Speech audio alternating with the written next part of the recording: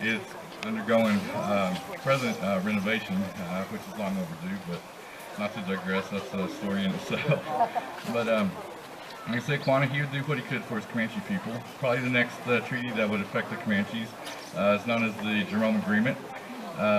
What this agreement did, it was brought forth, went in front of Congress.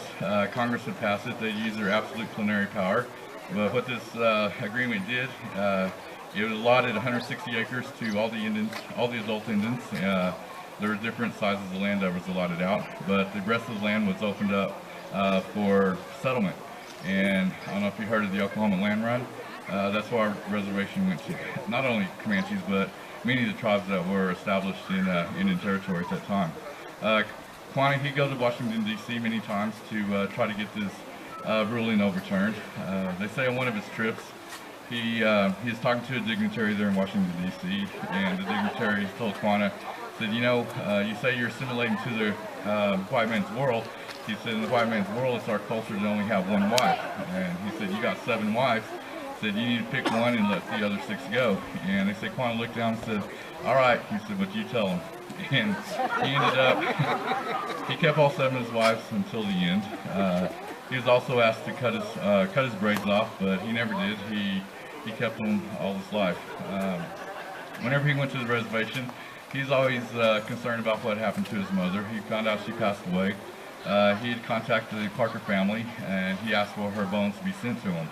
And the Parker family agreed with it. They sent him prairie flower and his mother's bones. They're reburied at a place called Post Oak Cemetery, which was one of the allotments, one of his allotments there at the foot of the Wichita Mountains. Shortly after that, 1911, Quannah, he would pass away. He'd be laid to rest right there beside his mother and sister. But like I say, Quannah, he kind of set the standards for our Comanche people. He did what he could.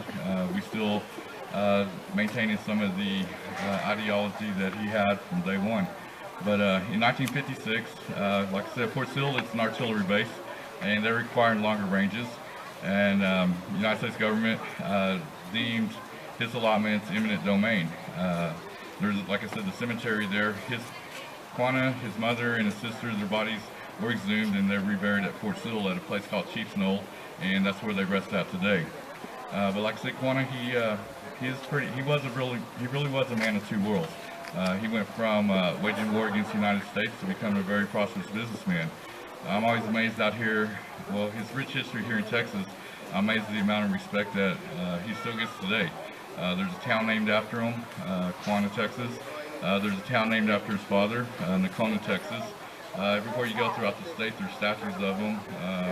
His stories told or taught in the education system here in Texas.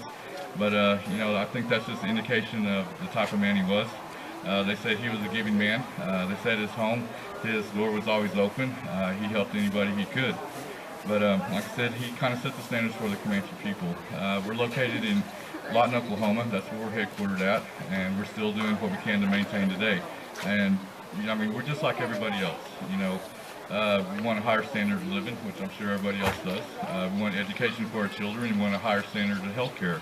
But the thing that we do have that's different, we have our culture and we have our language, and we're doing what we can to maintain it. And with that, I'd like to thank you for your undivided attention. I have some stuff up on the Star Patio if you want to come check it out, some pictures. The band should be up here shortly to entertain you with some song and dance. And again, welcome to the 50th anniversary show of Texas. Hopefully we'll stay a little dry tonight. Thank you. Good.